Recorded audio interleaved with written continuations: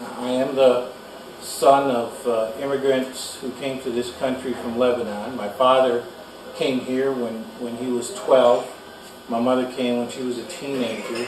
And my father worked his entire life at Ford Motor Company, his entire adult life, and served in the military in World War II. My mother came and was never had a formal education. So those are my parents. And then after the war, they moved out to Lincoln Park, and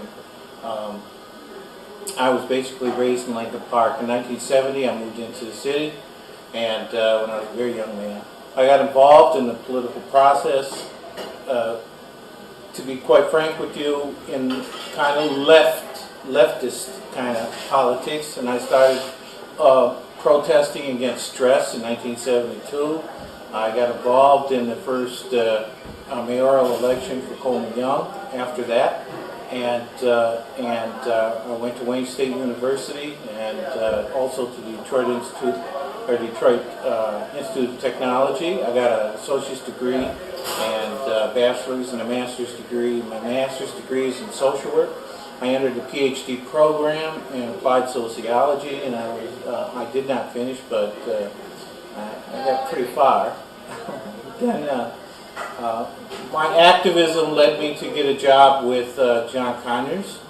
I worked for John Conyers for almost 2 years in his office right down the street, as a matter of fact. And got involved in the anti-apartheid movement, the civil rights movement, the NAACP. As a matter of fact, I was a dinner marshal in the NAACP Freedom Fund dinner for like almost 15 years. Also got involved, as a matter of fact, back in those early days in the 80s, I actually sold memberships to the NAACP and the Arab American community. Kind of a little bit of a rarity, and but honestly, today, if you go into Highland Park, and stop me from getting carried away, or into Hamtramck, you'll find that the Arab Yemeni community in Hamtramck is very much involved in the NAACP today. And I think it's a wonderful thing, to be quite frank with you. So I also was a delegate for Jesse Jackson in 1988 at the Democratic National Convention. I was very much involved in the 13th Congressional District. I was vice chair, corresponding secretary, and I was also the chair of the turkey drive that we did. I chaired that turkey drive for almost 10 years, where we took donations for turkeys and we gave them to the poor and elderly families in the district for Thanksgiving. We started out giving about 20 turkeys away in that first year that I took over. And then the last year that I was involved was 2008. We gave away nearly 600 turkeys. I'm very proud of that. That's why I mentioned that. I was also involved with I was appointed to the Detroit-Wayne County Community Mental Health Agency Board of Directors. I served 15 years on that board. That board oversees all mental health programs and facilities in Wayne County, and oversees a budget of $530 million annually. In addition to that, most recently I was appointed to the Board of Regents at Eastern Michigan University by the governor, and I'm also currently serving as a member of the Board of Police Commissioners. I was appointed 3.5 years ago, and I currently serve on the Board of Police Commissioners. My professional career was that I served for 22 years as a school social worker in Detroit Public Schools, and 6 years in emergency psychiatry at Detroit Receiving Hospital. And as I said earlier, I was almost 2 years with John Conyers as community liaison.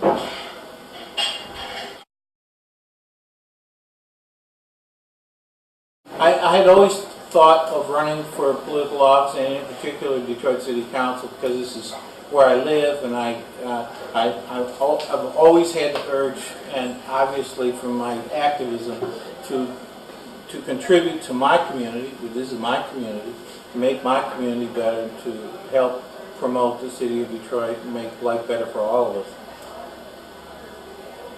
That's the underlying motivating factor. But I never really thought that this was a possibility. And last year, when sometimes I'm a little hesitant to drop names, but last year when Barack Obama ran for president and won, I said to myself, this is a different day. I said to myself that the American people saw in him what he could offer and do for the country, and looked beyond the race and or ethnicity or religion, etc., etc., etc. And the wisdom of the American people saw fit to elect him as President of the United States. It gave me inspiration to do the same thing, because quite frankly, I feel the same way about the citizenry of the city of Detroit. I honestly believe that they have the wisdom to look beyond those superficial things, race, religion, etc., and to want somebody who can contribute to make things better. I'm going to say that there's two things really that I'm terribly concerned about. Okay. One of them is the economy. And personally, I believe every issue that confronts our city is economy related. That is, say, crime. I think there's reasons for crime. The reason for crime to increase or decrease, primarily, I think that deals with the economy. When we have unemployment, when we have people who are hopeless because they don't have money to pay their rent, etc., etc., I think it's crime related, or it's economically related to crime.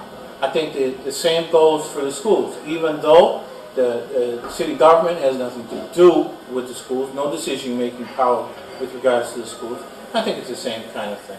So consequently, the economy is the most important thing as far as I'm concerned.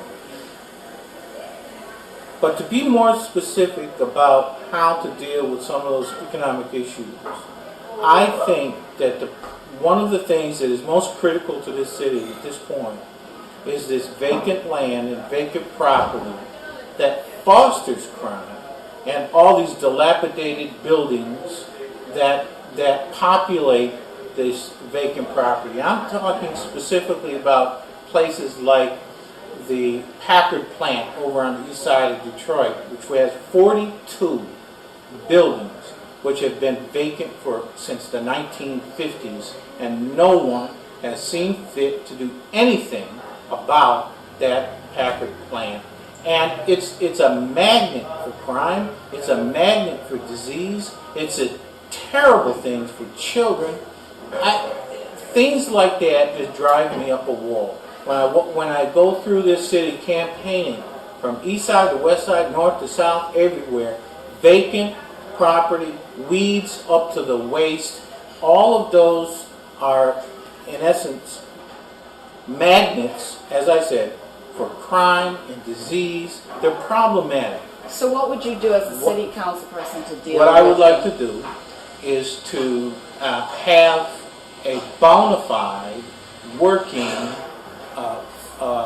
land bank that would deal with the property and consolidate parcels of land that could be then marketed to industry and business to bring in new kinds of business, new kinds of jobs, and I think that deals with the economy, and it also deals with the crime, and it also deals with this vacant property. I think that's a win-win situation for everybody. This is a resource that I don't believe anybody is talking about in a very, very serious consideration.